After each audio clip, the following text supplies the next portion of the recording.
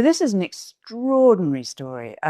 So he was born in a place called the Judengasse, which was a Jewish ghetto, basically. And it was the house that he lived in when he eventually had 13 children was only 14 feet wide. And he lived there with his very, very overpowering and dominant and an incredibly brilliant wife who was called Guttel. He was determined to get out of this ghetto. At nighttime, the ghetto was closed. You weren't allowed to leave. The street was so narrow that no sunlight could penetrate.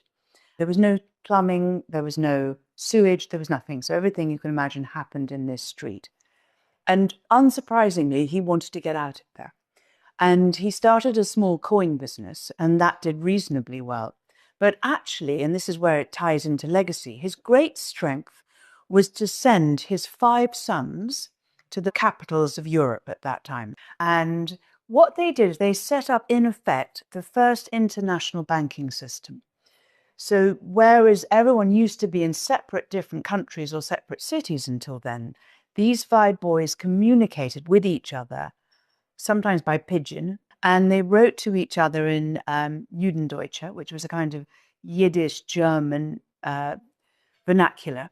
And that is why they were so successful. And this absolute belief in togetherness, you've got to stand together, you've got to work together, you've got to work across borders, you've got to work with rules.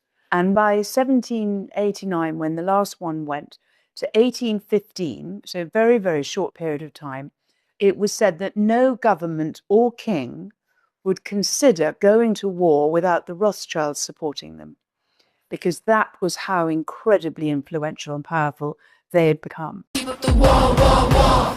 Keep up the rose, keep up the dance, giving them more, more, more. Stay silent.